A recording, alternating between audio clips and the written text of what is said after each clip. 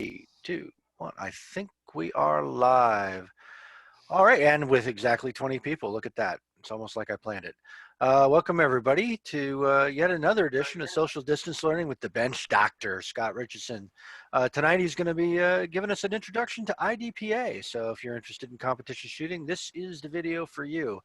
Again, we will pop this up as soon as I can manage to get it off of Zoom's cloud and onto YouTube, and then post it as a blog post so it'll appear on social media and Facebook, Twitter, the forums. It'll drop into Discord, it'll drop into the groups on Facebook, all the places where anybody might have heard about it. We'll make sure the video is available for you to watch after the fact. If you haven't subscribed to the YouTube channel, I think I'm obligated to say you got to smash that like button and subscribe or something like that. I don't know. My kids know what the phrase is. I could bring one up and have him do it. But without further ado, I'm going to turn it over to Scott because you don't want to hear me babble anymore.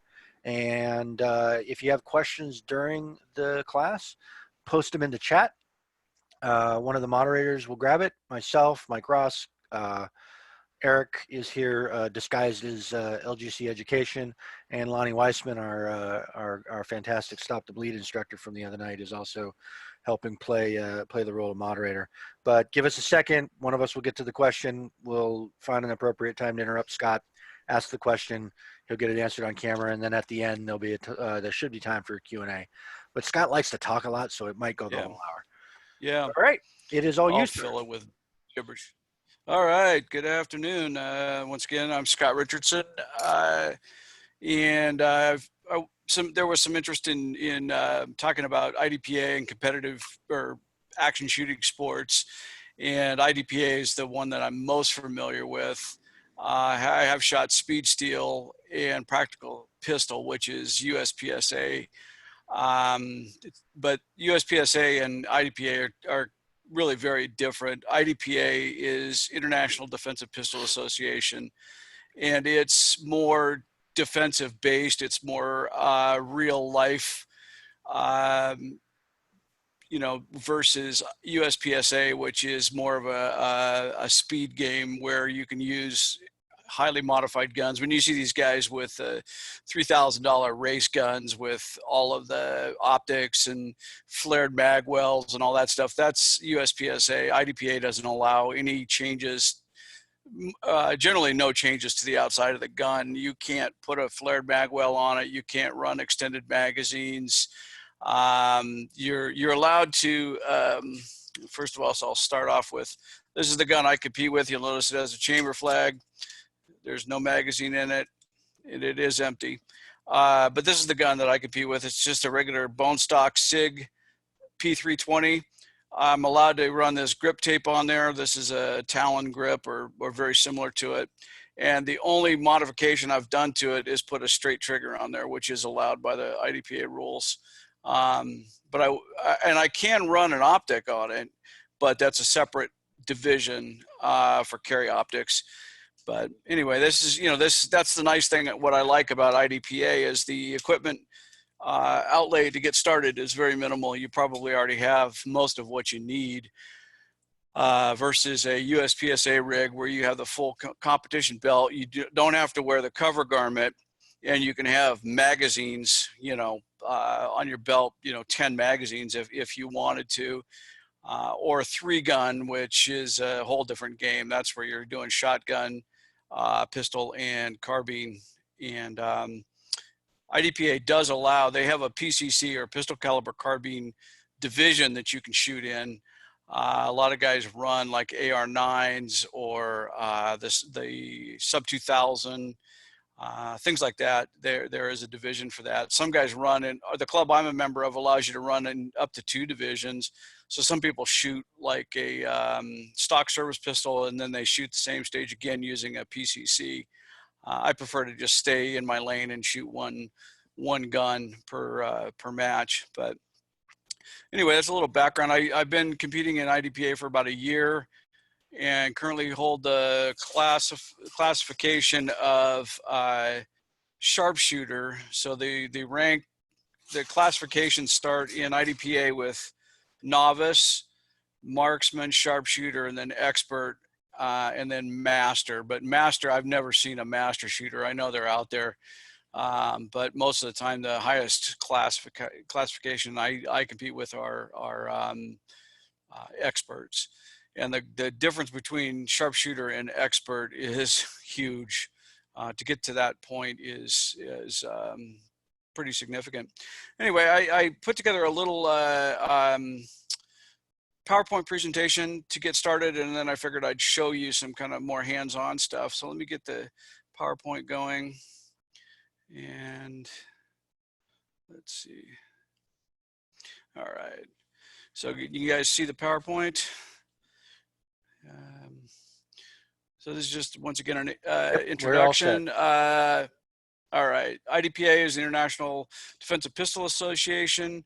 Like I was saying, it's more practical defensive pistol shooting. Sort of I'll show you a stage write-up, or what the stage looks like when you show up to shoot a match. And they try to put you in scenarios that are somewhat believable, like you're showing up to the post, or not the post office because you can't conceal carry there, but I don't know, you're at a supermarket and blah blah blah. They tell a little bit of a story, and then what your role is and how you're supposed to approach the situation, versus USPSA, where you just run and gun and you try to shoot all the targets as fast as you can. There are Hey, Scott. tactical. Yeah. There was a question from Eve. She was wondering if there's a minimum caliber for IDPA. There's what's called a power factor, which the formula is in the rule book, but I would say 9mm seems to be the lowest caliber. I think you can shoot the backup gun category called bug gun with a 380, but I'm not 100% sure if you could find a hot enough 380 load to meet the power factor. And at some matches, there is a chronograph, and they will come by and say, give me 6 of your, 6 rounds of ammo, and they'll go over and test it and come back and, yep, you're good to go. Some matches they don't care. The club I shoot at generally is pretty informal and nobody's checking. But if it's a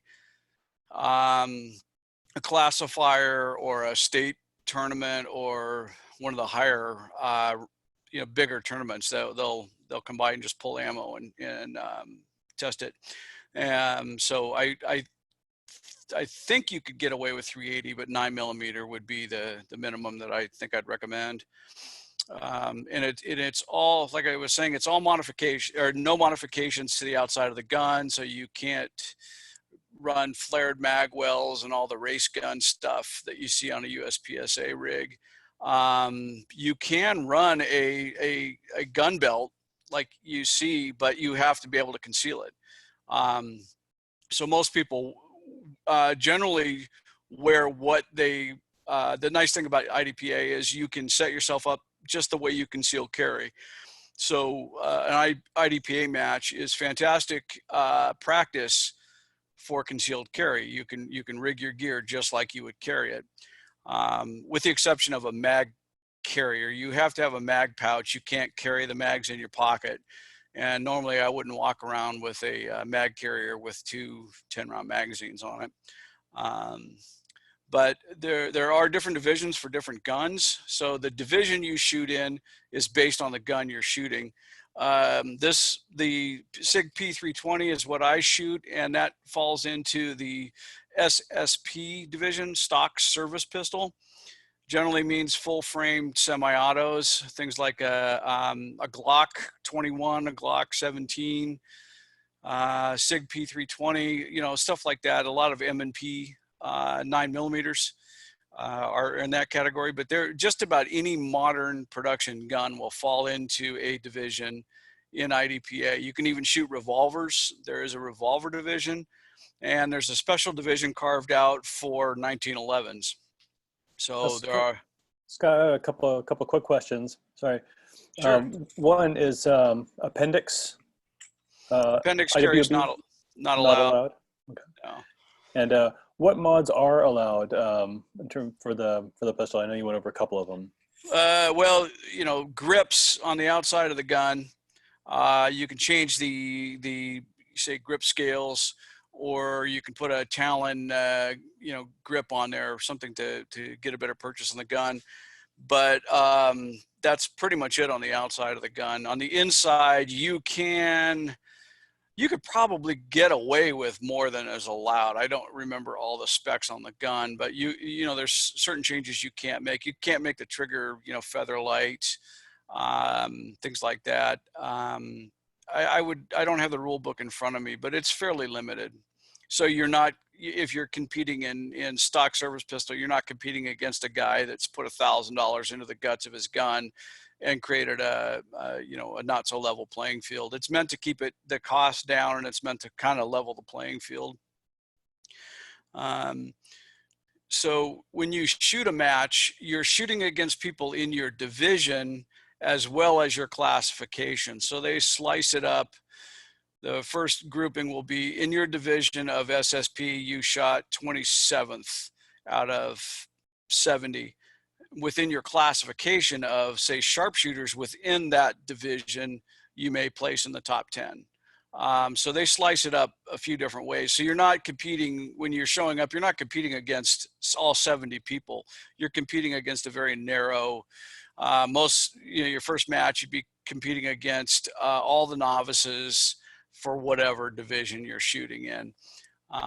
So it's kind of nice, it's not an uber competitive thing. When you get there, there isn't a whole lot there are a few people that are super competition minded, and they're like full hard charging operators, and they're kind of in a different class. They all tend to stay together and do their own thing. Most of the time, most of the people tend to fall into the marksman, sharpshooter, and novice categories that you see. There are people that are really good shooters that tend to sandbag. I don't get the reason for it. I don't know why they do it, but let's see. And you get your classification by shooting certain matches. So every club is required by IDPA rules to run a full classifier once a year. And a classifier is a match strictly for classifying shooters. And it's, you shoot, let's see, I'm trying to think how many strings. I think it's 4 strings, and you just stay in the same bay, and then you just shoot all 4 of your strings and you're done. And so what they're doing is, if you make it under a certain time, because IDPA scoring is all time based.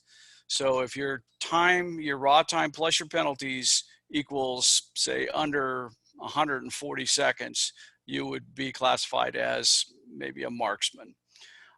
So every club is required to run one full classifier every year, but throughout the year, there will be one stage during certain matches where they run a mini classifier, which is it's 20 rounds, and it's shot usually in 4 strings, and so you can bump up during the year based on your mini classifier. So if you shoot it quick enough, you'll get bumped. You can also get a match bump if you shoot well enough to beat a certain number of people within your class. They'll bump you up, but I don't shoot well enough to ever get a match bump.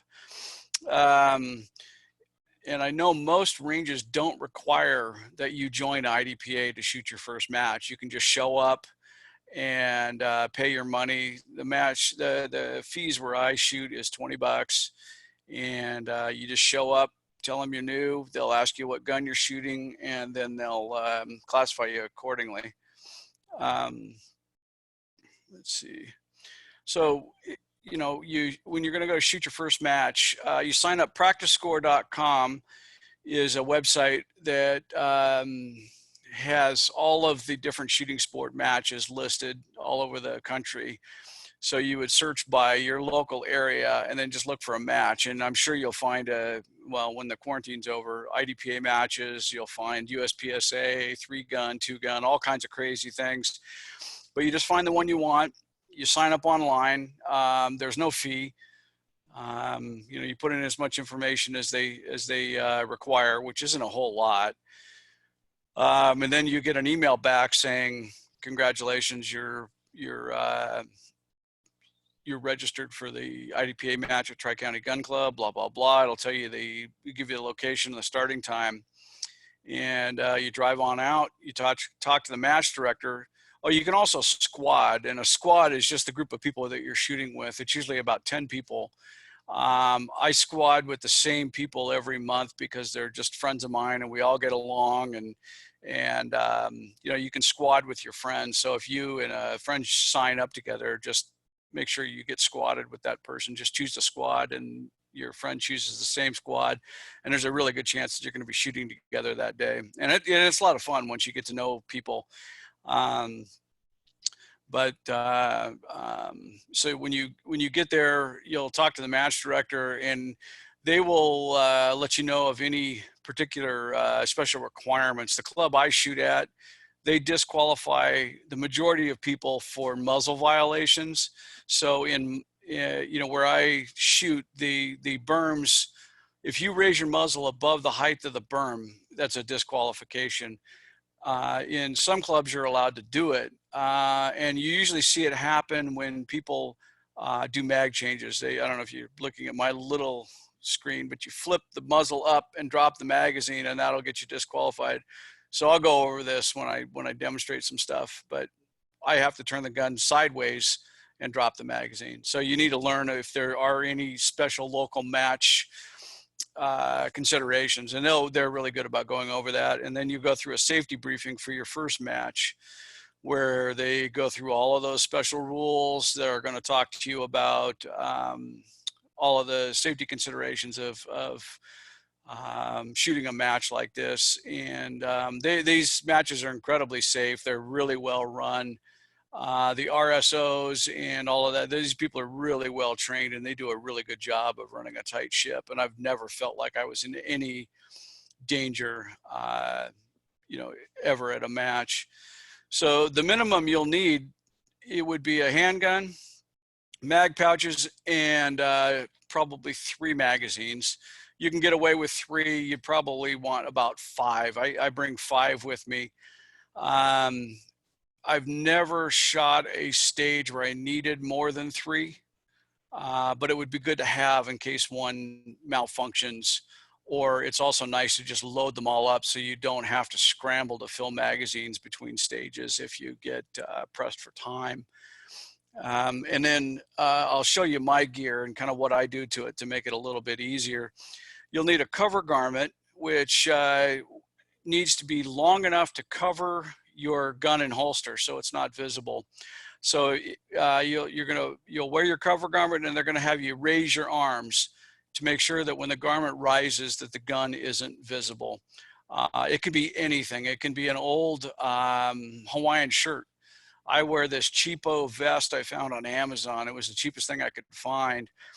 You can wear, you know, a hoodie, a jacket. If you have a garment that you wear when you conceal carry, just wear that if it meets that requirement. You'll need a belt and a holster for your gun. The holster has to have some retention. So you need to be able to put your gun in your holster and kind of jump up and down a little bit. Not, you know, you don't have to be Michael Jordan, but you just need to be able to move without that gun falling out of the holster. Because a gun falling out of your holster in the middle of a stage is a disqualification. If that gun hits the ground, you're done. They'll yell stop. RSO will go pick up the gun and clear it and send you home. And then when you are done shooting your string, or if you're not shooting, you're expected to help tape and reset targets. I have an IDPA target behind me that I'll show you kind of what that stuff means. A lot of stages have steel targets, you know, poppers, and there's all kinds of different pieces of steel. So you'll learn real quick how to reset a lot of those steel targets. And so if you're not shooting, you're expected to be helping out taping and resetting. Now, if you're the next shooter up, you don't have to tape and reset. Or if you're next or in the hole or in the deep hole, the next 3 shooters aren't really required to be taping and setting targets. You're supposed to be expected to be ready, getting your gear ready, and you know, so when the or a so-called shooter ready. You're up on the line, your gear's ready to go. And usually I've never really felt rushed. I've had plenty of time to get my gear ready. As soon as you're done shooting your string, you go back to wherever, the table or bench, and reload your magazines for the next stage, and then start taping and helping out. So when you show up to shoot your first stage of your first match, each stage will tell you in the stage description what the ammo requirements are. So if they say division capacity, I shoot SSP, so my division capacity is 10 rounds. I'm allowed to have 10 rounds in my magazine, regardless that, never mind that my magazine will hold 17. I'm only allowed 10. I'm allowed 10 plus 1 in my first magazine. So I would load one magazine as 11. The other 2 is 10. And I would put my 2 10-rounders in my mag pouch. I would hold my 11-rounder in my hand, go up to the line. You do not put you don't put the magazine in the gun until the RSO tells you to do it. Do not handle the gun unless you're at the line or at the safety table. There's a table in each action bay that's designated the safety table. That's where you can fix your gun. You can do whatever you need to do, clean it. You can holster your gun at the safety table, but you're not allowed to have any live ammo at the safety table. So if you walk over there with mags pouches on with loaded magazines, you can get disqualified for that. So what I do is I pull my magazines out of my pocket, I throw them in my range bag, walk over to the safety table, clear my gun, put it in the pouch, and then come back. So the safety table, no live ammo, period, in the safety table for any reason. So what you'll do is yeah. I'm sorry, quick question about the that 10 plus 1 magazine. Mm-hmm. You've got in your hand. So that's not chambered until the RSO says that you can that's correct. Put it in the gun. Yeah, you walk up to the line. You can throw it in your back pocket or your front pocket if you want. But you walk up to the line with your gun in your holster, and you Empty. stand it. Right. I'm sorry. Yeah. So the gun is empty and nothing in the chamber as you approach the line. Yeah. So you show up to the line, and the RSO will be standing right next to you, and he or she will say, shooter make ready, which means you unholster your gun, you take your first magazine, put it in the mag well, and let the slide go, make the chamber hot. And then it depends on your gun. If you have a safety, you flip the safety on. If you have a decocker, you decock it. Then you holster it. So that's the shooter make ready. At that command, that's when you do that. And trust me, take your time. There's no hurry loading your gun. There's no reason to hurry. Be as safe as possible. Keep your finger off the trigger. Just go slow. Keep your muzzle always downrange. I've seen people get disqualified for the dumbest things at the dumbest times because they just let their guard down. I'll kind of go over one of them here toward the end. I actually have a follow-up question to that, Scott. Sorry for sticking with this. So for the folks in California, they only have 10-round capacity magazines. So there's 2 ways you could do that. You could drop a loose round in the chamber, drop the slide, and then put your 10-rounder in there. Or you can have what's called a Barney mag, which is, it's a reference to Barney Fife. Remember where he carried 1 bullet? A Barney mag is a mag you carry with oddball numbers of rounds in it just for purposes like that. So you could put your Barney mag in, chamber a round, take the Barney mag out, put your 10-rounder in, and you'd be ready to go. So that's how you would do that. Some guns only have an 8-round capacity limit, regardless of whether the gun, I think CCP, concealed carry pistol, is limited to 8 rounds. So you're going to end up needing more magazines if, depending on the gun you run. The bug gun category, things like a SIG P365 or a M&P Shield, you're going to need probably 5 magazines with you loaded and ready to go because you may go through them all in a particular stage. The usual round count for a stage is usually about 18 rounds. So you're going to end up taking about 18 shots. Some stages are what are called unlimited, which means you can take as many shots as you need. Only the first two, or only the best two count. So if you're shooting an unlimited stage and you think, gosh, I don't know if that second shot was on target, you can put another one in it just to make sure. But that kind of gets down into there's a million weird rules in IDPA and USPSA. You're going to do a walkthrough at the stage. You'll walk in and the RSO will pick up the clipboard with the stage description on it, read you the stage description. He or she's going to answer any questions you have, and please ask questions if you're confused. And some of these stages and some of the instructions can be really confusing. They'll happily answer your questions. And if you somehow come up, they randomize the shooting order for each stage. And if you come up at the top of the list, ask to be bumped down. Tell them, hey, I'm brand new. I don't want to shoot first. They'll move you down the list and you can watch people shoot the stage and then get an idea of what it is you're expected to do. And it's really helpful to watch some of these people do this. And then you can ask them questions after. Why did you shoot the targets in that particular order? And they'll break it down for you. You shoot things in what's called tactical priority. So closest targets first, and then if you're shooting on the right side of a stage, you're going to shoot your targets from right to left. Closest first. Left side, you're shooting from left to right.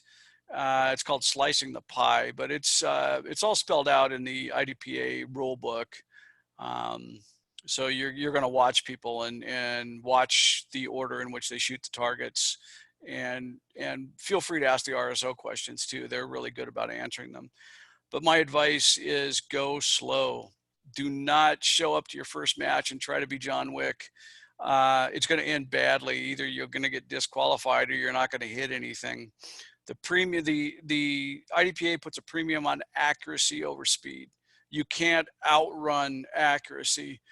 It took me a couple of matches to learn that. I tried to go fast, and shooting fast is very hard. Shooting fast accurately is very hard. Anybody can sling lead running, but it's hard to hit things doing it. So work on your accuracy first and then speed it up as you go. Practice in that order, because misses are extremely expensive in IDPA, and they'll make you so mad. A friend of mine just missed making expert by like 1.8 seconds, which is one miss. So one round on target would have got her there. And like I said, or like it says in the slide, ask a lot of questions and ask the competitors.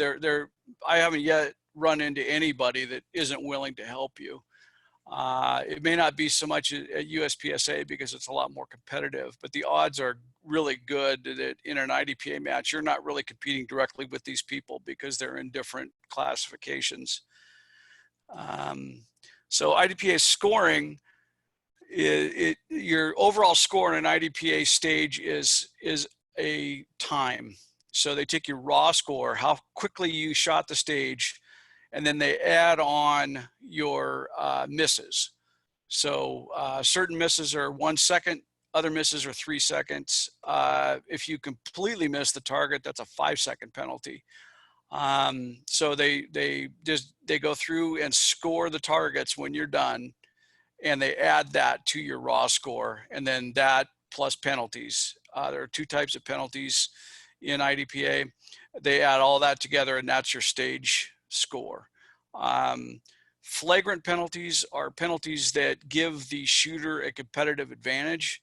So if a stage says put 6 rounds on a particular target and you shoot 5, that's a flagrant. There are a whole number of flagrant penalties, but flagrant penalties are a 10-second penalty, and that can hurt a lot. If you're shooting well and you get 1 10-second penalty in a classifier, you're done.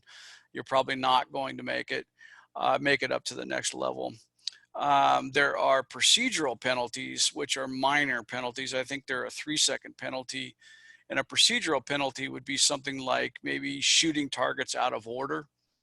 or not staying behind cover when it's called for, or say not shooting from what's called the fall line, stepping over the fall line, because there are designated shooting spots in some stages, and it's usually a red line. And if you get your toes over the fall line, if your foot touches the ground on the other side of the fall line, you'll get a procedural penalty for that. It's 3 seconds. They're usually not anything to worry about. And trust me, I'm the king of procedurals. I've probably gotten every one of them at some point, because your brain shuts off the minute you hear the buzzer and you start running and gunning and you forget, some minor instruction. I'm going to go over IDPA targets. I have one here to show you, and I want to kind of walk through the scoring on it. But like I said, there's two types. There are the steel reactive targets, and then there are the paper targets. So this is what a stage would look like. This is a typical IDPA stage. P1, you'll see that blue barrel. P1 is position 1. That's where you start. So when they say the shooter's starting at P1, that's what that means. So you can see here, it's stage 1, bay 1. They always give them these funny names: loading dock peril. It sounds like a soap opera. The rules: IDPA concealment garment is required. So some stages you don't have to wear the concealment. Other stages you do. This one they're wanting you to wear concealment. If you don't, it's a penalty. Starting position, P1, loaded to division capacity. So for me, I would be standing at the line with my first magazine loaded to 11, the others loaded to 10.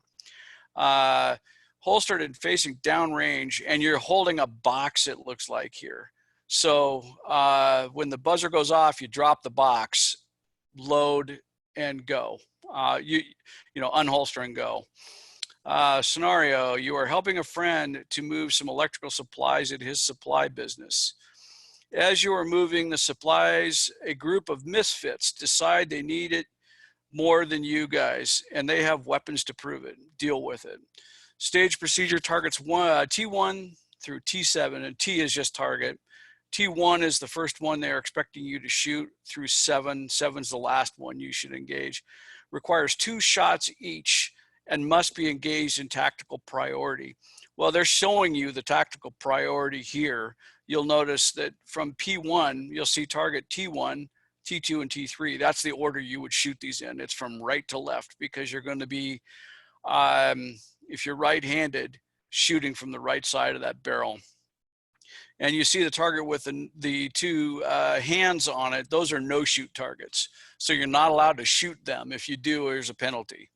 And there are times when they set them up and it's really difficult not to kill the hostage. But that's what that is a no-shoot target there. And you'll see them designated in different ways, but that's the most common. So what you would do in this stage is you'd go to P1, you'd stand there, and the RSO would say, shooter make ready. You'll take your 11-round magazine, chamber a round, holster the gun, and then you start with your hands at your side. The RSO will then say something like shooter ready. They're not asking for a response. If you're not ready, then say I'm not ready. If you are ready, you can either acknowledge the shooter ready or say nothing. If you say nothing, you're just going to hear a beep at some point. It's either 2 seconds, it could be 5 seconds. You'll hear this beep, and that's your cue to unholster the gun and start engaging the targets. So with this barrel here, I would ask this question of the RSO at this stage: do all of these targets have to be engaged from cover? So if the answer is yes, then you're going to need to lean out to your right and engage these targets from behind that barrel. Once you've engaged all 3 of those targets, you then move to P2 and you engage the targets on the left-hand side, starting with T4 to T5, 6, and 7. So you're engaging the targets on the left side in tactical priority, T4 being the closest and on the left. T5 is the second closest. So you're shooting from left to right, and then you're going out to T6 and then T7. You're also allowed in this stage to go do makeup shots. As long as you've already engaged these targets, if you're done shooting T7 and you look at T4 and you only see one hole, put another one in it. You're allowed to do that here. Some stages you're not. Some are limited to 2 shots on each target, and that's that. Others are unlimited, and you can sit here and fire rounds until your gun's empty. This is one of those unlimited stages. So that's a fairly standard looking IDPA stage there. Scott, we have a question around the rules, and I'm going to go ahead and let the questioner ask it. Okay. David? No, I unmuted you. You don't touch the button. He keeps touching the button. Sorry. There you go. I'm trying to take control of my own destiny here. Hey, Scott, thanks for doing this. I play a lot of competitive tennis, and one of the things that makes it really unfun is people who are sticklers for the rules and who take the trophies that we pay for too seriously. So I'm just wondering about the rules, because I see a lot of people just really wound up about the rules online. Can you, as a novice shooter, just show up in a match and not worry too much about the rules? And if you have a violation, as long as it's not a safety violation, you just take your medicine and keep going? Yeah. Most of the time there are, it runs the gamut of the human experience. You'll have some RSOs and some competitors that know every ridiculous arcane rule and every interpretation of it. And those people just bore me to tears. I usually don't argue about a penalty. If I get one, I'm just like, whatever. I'm here to just get fat, just to be a better shooter. And I couldn't care less if I, place in the top 10. But yeah, as long as the mistakes you make are procedural errors, in other words, minor ones, yeah, it's going to be fine. If you keep making mistakes, flagrant violations, they might disqualify you. But the rule book is pretty clear about what the rules are, and you're going to make some procedural errors. You don't know it while you're shooting. The RSO is signaling the scorekeeper with a finger saying, that's a, he'll show the scorekeeper a finger saying, hey, that's a procedural. So the scorekeeper knows to kind of keep track of those. But yeah, it's not going to be a problem. And there are some really silly rules in IDPA. There are silly rules in every one of these things. IDPA doesn't always, you're not engaging the targets in the way that you normally would, I think, in a real life situation. And some of these, the target engagement isn't intuitive. You wouldn't normally approach a situation the way they're requiring you to do it. But that's why you ask and you clarify. And if you shoot targets out of order, big deal. You're there to learn and be a better shooter. You're not really there to, you're not going to take home any iron anyway in the beginning. I have yet to win a darn thing. I've placed in, like the top 3 in my classification, but that doesn't, give you anything but bragging rights, and nobody cares. So yeah, there are a few rules freaks, but generally they're not too much to worry about. So here's a list of things not to do. No negligent discharges or unintended shots. If you ND anywhere, you're done. Unintended shots would be something like running with your finger on the trigger and touching off a round. It could even be in a safe direction. Your muzzle's pointed down range, but you send off a shot, and that's considered a negligent discharge. So be careful. If you flag or sweep anybody or yourself, you're done. As it should be. I mean, that's a pretty dangerous thing to do. Keep your finger off the trigger unless you're actively shooting. So and you'll get warnings on this. So they'll yell finger if you're moving with your finger on the trigger. So if you're moving from position 1 to position 2, take your finger, lay it up along the slide, and then move.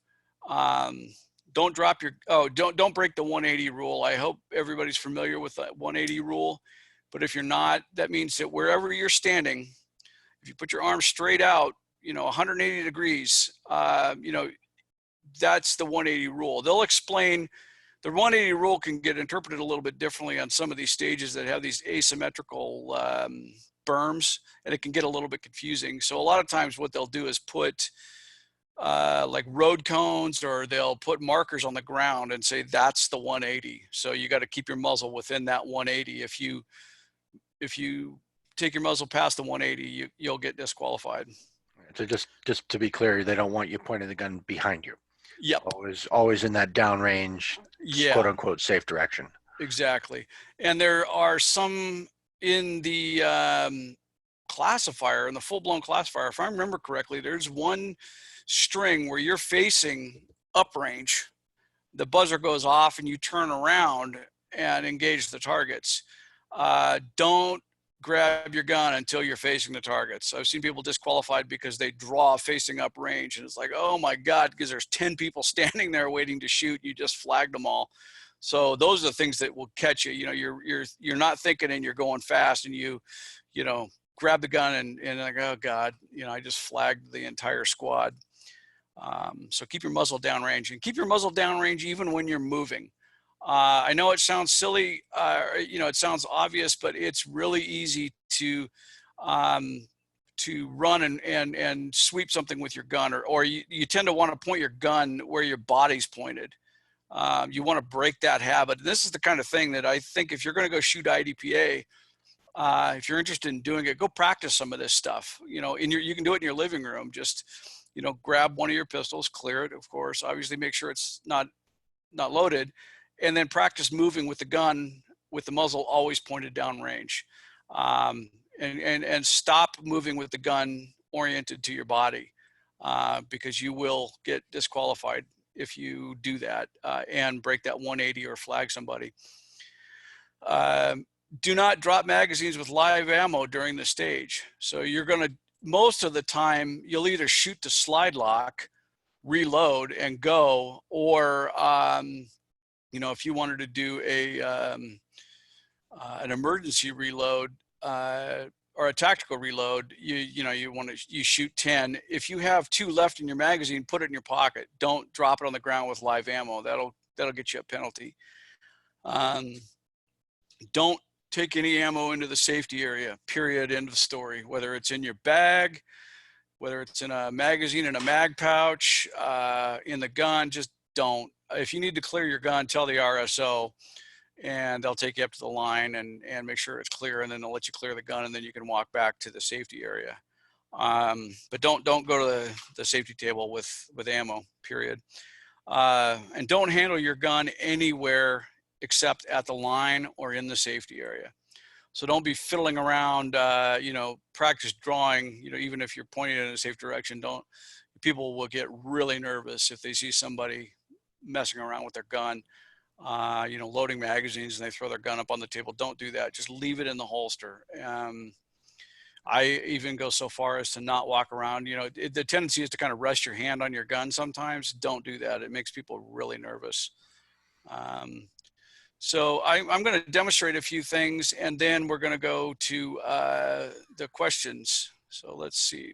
All right. So I'm going to show you. One thing that's sort of both a question and possibly a demonstration is, you know, the notion of reloading and making sure that it's in that safe direction while you're reloading. So if as part of your demo, you can show a reload or two. Sure. So first thing is, you'll see these are the mags that I compete with. You'll notice they're all empty, nothing in them. And then I have marked them all with this garish yellow paint, because you'll be dropping magazines all along the course as you're shooting. And it's easy to forget, did I shoot 3 mags or was it 2? You pick up 2 mags, you kind of go back to the bench and start loading.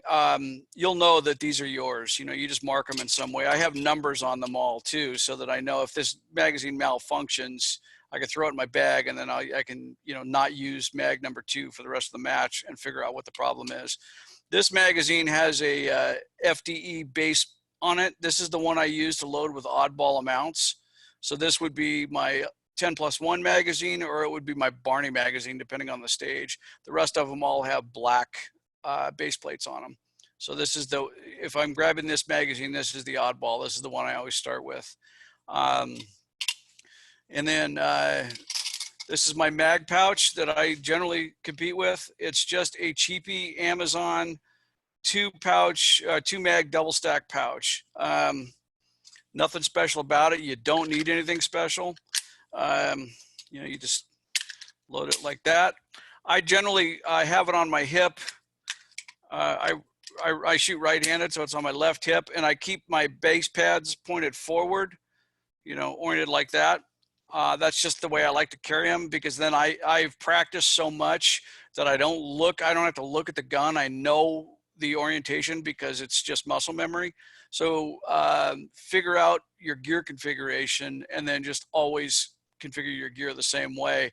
And pretty soon you can start doing this stuff without looking at the target, because it's easier to shoot fast, to bring the gun up and looking at the target, than it is to look at your gun and then look at the target. At least for me, I found that to be a lot faster. This is my holster. It's just a basic Kydex cheapy holster. Works great. It has decent retention. Well, not so much with the chamber flag in it, but I can turn it upside down and the gun won't fall out. I can, jump up and down and the gun doesn't fall out. That's really all that's required. It doesn't have to be anything special. It just has to have decent retention. And you can run it in the waistband holster. You don't have to run outside the waistband. It's up to you. You can run a gun with a cant on it. If you have a canted holster though, where the gun is pointed back like that, be careful when you're holstering it, because it's really easy to break the 180 rule with a canted holster. See, I'm pointing that almost behind me. So what you want to do is put the tip in and then holster it.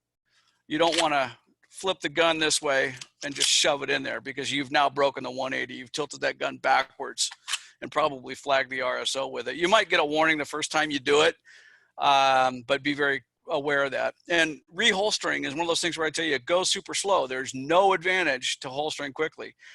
You're off the clock at that point. So take your time and look the gun into the holster and lock it in. There's no reason to, go fast. Nobody's impressed. The other thing that I see a lot of people do is when you're done shooting, you'll have your gun here and the RSO will say, if you're done, unload and show clear. So what you would do is you'd drop your magazine, open the action, show the RSO that the chamber is clear, let the slide go. They'll say slide forward, hammer down. So then you point your gun at the berm, squeeze the trigger, finger up, bring it back, holster. So go slow. You no need to go fast in that stage. You're done, you're off the clock. But what'll happen is guys will get really, you'll see people do it in videos too, where he'll say unload, show clear. They drop the magazine, they go like that, the round flips out, and they like to catch it. And I've seen people catch it and bring their hand down in front of the gun. You just flagged yourself. Congratulations, you're done. I've seen people do it. So just let it hit the ground and pick it up. Nobody's impressed that you caught a 9mm round ejected from a gun. Let's see. So on reloads in my club, I'm not allowed. If I raise the gun like that, I'm disqualified, because that muzzle is over the berm. So what I do is I turn the gun sideways, and it still drops free. So that's how I do my reloads. Let me pick that up. So once again, I don't. You'll see a lot of people. A lot of places allow this. USPSA allows it. You flip the gun muzzle up, and I think it's allowed in IDPA, but my club has a very strict rule against this. So if you flip the gun up and drop the magazine, you're done. Once again, just sideways. Now, the other advantage to loading them sideways is a lot of times the hammer will slide forward with a sideways reload like that. On this gun, it will. If it's loaded, it saves me the hassle of having to thumb the slide release or to slingshot it. So this is, I'm going to go ahead and put the holster and stuff on here, but this is the the cover garment that I use. It's just a cheap Amazon vest. Can you And angle the camera down a little bit so that we can see more of your torso, waist? my Yeah. fine dad bod. You know, it's important to have the right Let's frame. see if I can do this. Here's Well, that some might be dad. too much. Yeah, well, let's see here. Oh, what did I do? Let's go back.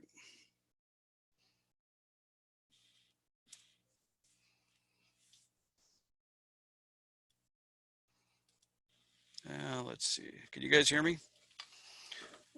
What I'll do is move further away. Yeah, Can we you can guys- still hear you. Yes. Okay.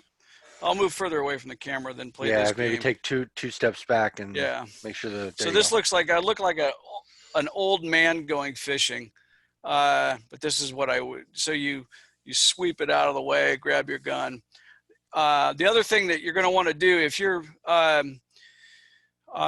you know, a really good idea is to take your weak hand and put it on your chest. Make a fist or just your weak hand, put it on your chest, and go like that, because you can't sweep yourself. If you've got your hand out here and you pull the gun, you sweep yourself. So just get in the habit of putting your hand up here and draw. Also, if you're shooting, if the stage calls for one-handed, strong hand shooting, keep your hand up here. Or your weak hand shooting, keep your strong hand up on your chest.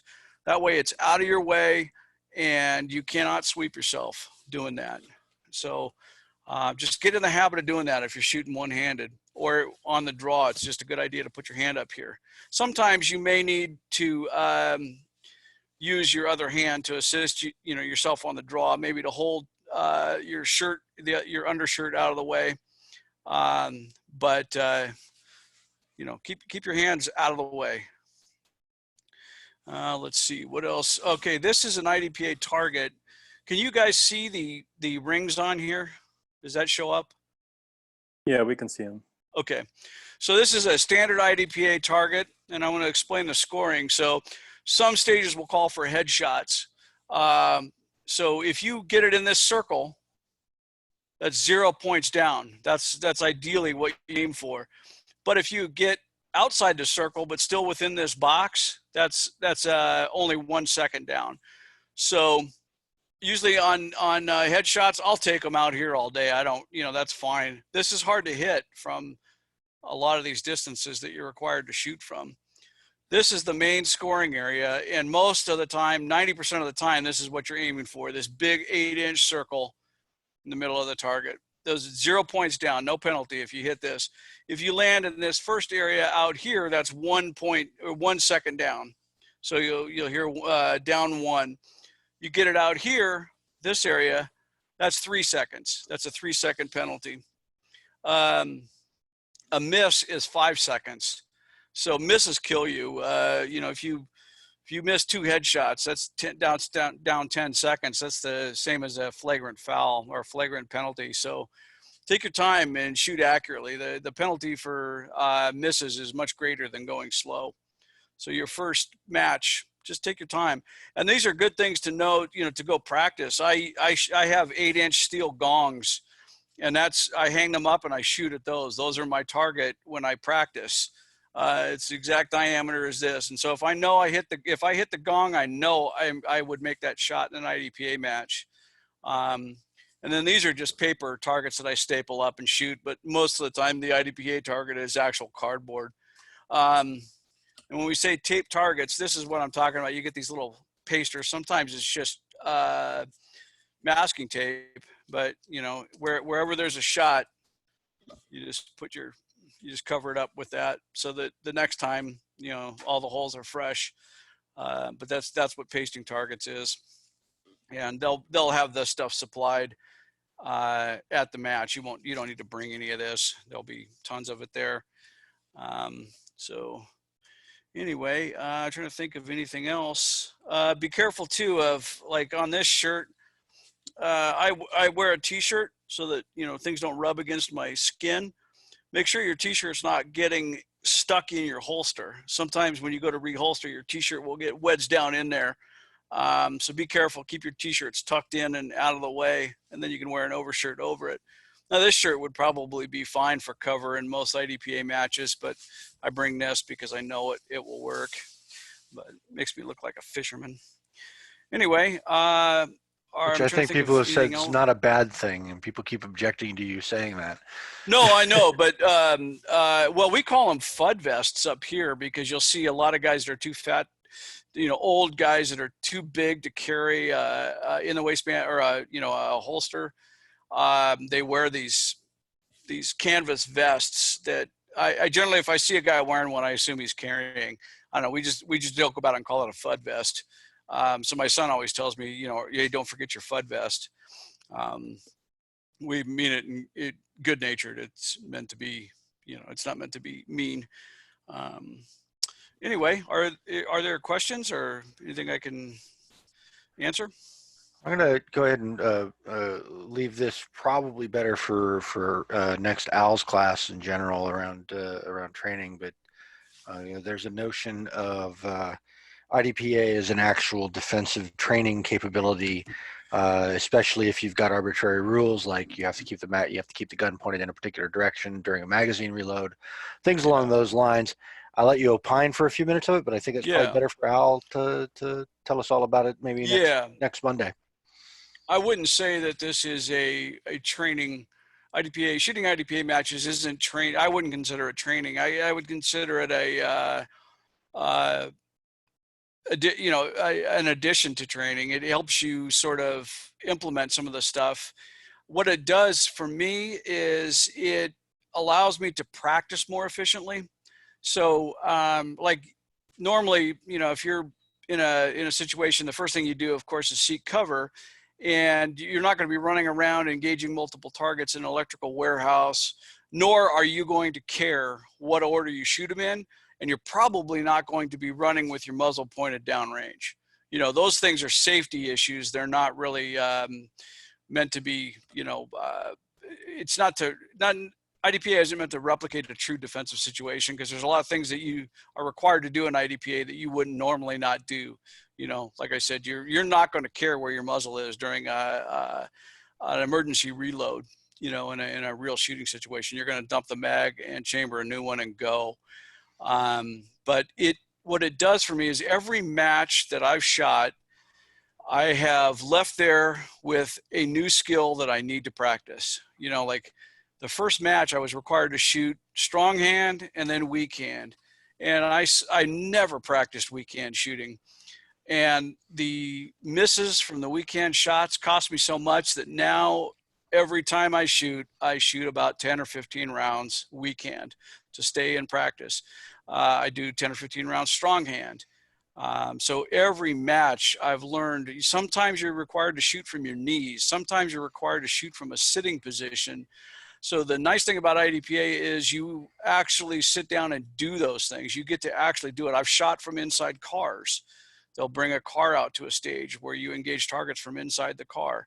It is ungodly loud, even with hearing protection on, to touch off a round. But so that's what I like about it, is it directs my practice. It gives me focused practice. And it also gives me the opportunity to shoot in different situations that I normally wouldn't practice. I can actually do it live fire. Because I'm not going to drive my truck out to the range and start blazing rounds out the passenger window. No? Oh, I would, but they take a dim view of those shenanigans at my club.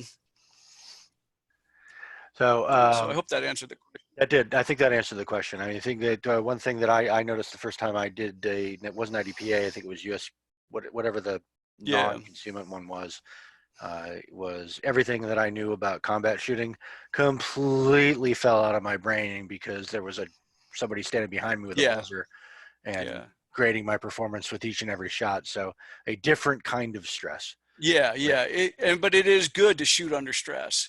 It's absolutely good to shoot under stress. Yeah, because I find myself now with so many good habits with muscle memory. Like I don't even think anymore. I just put my hand on my chest when I'm shooting one-handed. I don't even think about it. I even do it with the Mantis X dry fire training. I'm in that habit. So there is a lot of good from it. Plus, it's just fantastic to just get more rounds downrange. And the fellowship is a lot of fun. You meet some really funny people. All right. Well, we are at exactly 8 o'clock Eastern Standard Time, which is, I have no idea what time it is over there, but it's exactly 1 hour later. There was one other question there, Ed. Oh, yep. I'm sorry. I missed that. I was going to say, any more questions? Please go on. Yeah, so Karen had a question about the divisions. Are they split by gender, or is everybody in the same? Yeah, there's a ladies division, and then there's senior ladies, which I believe the cutoff is 50. So yeah, you're not shooting against the men. Like I said, when you look at I should have pulled up one of my old match results. You can slice that pie so many ways that I've actually won. I've won my class a number of times, but it's only because there's just not that many people that are seniors shooting sharpshooter, shooting SSP. You know, there's maybe 5 of us, and I'm the best of 5, not the best of 80. But you know, it is pretty cool to say, oh yeah, I won my class. All right, I'm going to unmute everybody unless there are other questions, and everybody can say thanks to Scott directly. Again, you're getting good at this. 8:01, right? You won past the hour. All right, so everybody, by all means, don't say anything rude. You're on video. Nicely done, Scott. Thanks, Scott. Thanks, Scott. I had to pick the right button. Text me. Text me if you have any questions, but go do it. It's a lot of fun. You'll be a better shooter, and you will have a heck of a lot of fun, and it will make you better at practicing. You'll have real things you can practice and implement. So anyway, thank you all for showing up. This will be on YouTube when we're done, and as always, drop onto Facebook, the forums, Discord. If you do it on Twitter, I'm gonna miss it because we've got to get a better way on Twitter. Thanks all for showing up, and have a great evening. And we'll see you next week. Talk to you all Thanks, soon. Scott. Thank you. All right. Bye. Good night.